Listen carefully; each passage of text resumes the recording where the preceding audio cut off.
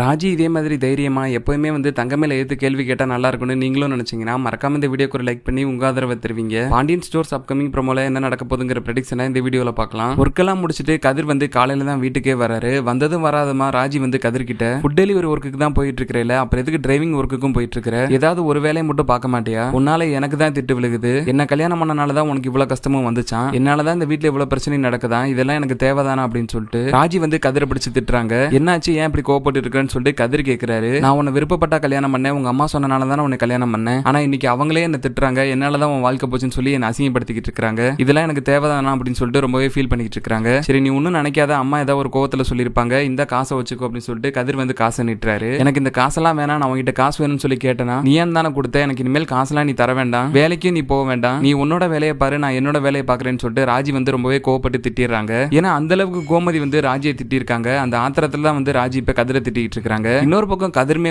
Raji tuition எடுக்க போனது அவங்க பண செலவுக்காக தான் நினைச்சுக்கிட்டு இருந்தாரு. ஆக்சுவலா ராஜி கதிர் நமக்காக கஷ்டப்படுறான், கதிர் தனியா கஷ்டப்பட்டா நல்லா இருக்காது, கதிருக்கு நம்மளால முடிஞ்ச ஹெல்ப் பண்ணுங்கிறதுக்காக தான் ராஜியுமே டியூஷன் எடுக்கணுங்கிற முடிவுலாம் எடுத்திருந்தாங்க. ஆனா அதெல்லாம் புரிஞ்சுக்காம கதிர் ராஜிக்கு பண தேவை அதிகமா இருக்கும் போல, அதனாலதான் டியூஷன் எடுக்க போயிருக்கு, அப்ப நம்ம இன்னும் பணம் நிறைய சம்பாரிச்சாகணும்னு சொல்லிட்டு அவரான் தப்பா நினைச்சுக்கிட்டாரு. இன்னொரு பக்கம் பாண்டியனுக்கு அவர் அக்கௌண்ட்ல இருந்து பணம் மிஸ் ஆன விஷயம் தெரிஞ்சிருது. நம்ம வீட்டுல இருக்க யாராவது இந்த வேலையை பார்த்திருக்கணும், கண்டிப்பா அது கதிரோட வேலையை தான் இருக்கும். கதிரை தவிர தைரியமா என் போன் எடுத்து அதுல இருந்து பணம் எடுக்கிற அளவுக்கு வீட்டுல வேற யாருக்கும் தைரியம் கிடையாது. கதிரை உடனே வர சொல்லுன்னு சொல்லிட்டு ராஜிட்ட சத்தம் போட்டு கதிரை வர சொல்றாரு. எதுக்காக என் போன்ல இருந்து பணத்தை எடுத்த, அப்படி என்ன உனக்கு பணம் தேவைப்பட்டுச்சு, ஏன் இப்படி தப்புக்கு மேல தப்பு பண்ணிக்கிட்டே இருக்கிற அப்படின்னு சொல்லிட்டு கதிரை பிடிச்சு பாண்டியன் பயங்கரமா திட்டிட்டு இருக்காரு. கதிர் வழக்கம் போல எதுவுமே பேசாம தலையை கீழே போட்டு அமைதியா நின்றுட்டு இருக்காரு. ஆனா சரவணன் தங்கமேலுக்கு என்ன நடக்குதுன்னே புரியல. கதிர் அவங்க ரெண்டு பேருக்கு தான் பணத்தையே கொடுத்திருந்தாரு, ஆனா பாண்டியன் கிட்ட இருந்து தான் அந்த பணத்தை எடுத்து கொடுத்திருக்காரு அப்படிங்கிற விஷயம் சரவணன் தங்கமேல் ரெண்டு பேருக்குமே தெரியாதால அவங்களுமே அசால்ட்டா தான் நின்றுட்டு இருக்காங்க. நடக்கிறதெல்லாம் பாக்குற மீனாவுக்கு பயங்கரமா கோவம் வருது. ஏன்னா கதிர் மேல எந்த தப்புமே கிடையாது. சரவணன் தங்கமேல் காசு வேணும் கேட்டதால தான் பாண்டியனுக்கு தெரியாம கதிர் பணத்தை எடுத்து அனுப்பிச்சிருக்கான். இப்ப எல்லா பழியும் கதிர்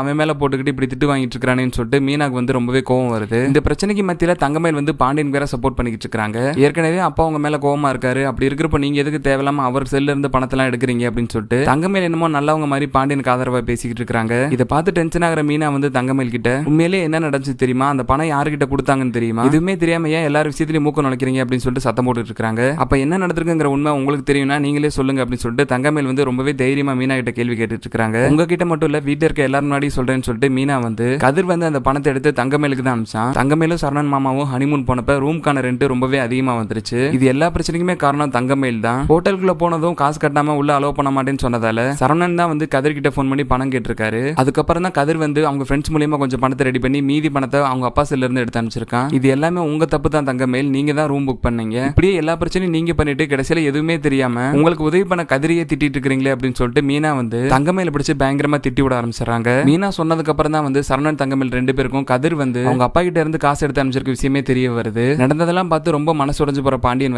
இப்பதான் ராஜி மீனாவை என்ன அசிங்கப்படுத்துறாங்க, அதுக்குள்ளாட்டி நீ என்ன ஏமாத்திருக்க, இன்னும் வீட்டுல வேற யாரெல்லாம் என்ன ஏமாத்துறக்கா காத்துக்கிட்டு இருக்கீங்க, உங்க எல்லாரையும் நம்பினது என்னோட தப்பு தான் அப்படின்னு சொல்லிட்டு பாண்டியன் ரொம்பவே கோவமா வீட்டுல இருந்து கிளம்பி போயிடுறாரு. ஒரு பக்கம் கோமதிக்கு தங்கமேல் பண்ணதை நினைச்சு ரொம்பவே கோவம் வருது. மீனா ஹனிமூன் போனப்ப மட்டும் அங்க போனாங்க இங்க போனாங்கன்னு சொல்லிட்டு பாண்டியன் கிட்ட எல்லா விஷயத்தையும் போட்டு விட்டேல, அப்ப நீ மட்டும் இவ்வளவு செலவு பண்ணிட்டு இத்தனை நாள வாயே திறக்காம அமைதியாவே இருந்திருக்க, அப்ப நீ அவ்வளவு தெளிவா இருக்கிறியா, மத்தவங்கள மட்டும் முட்டாளா அப்படின்னு சொல்லிட்டு கோமதியுமே அவங்க பங்குக்கு தங்கமேல பிடிச்சு பயங்கரமா திட்டி விட்டுறாங்க.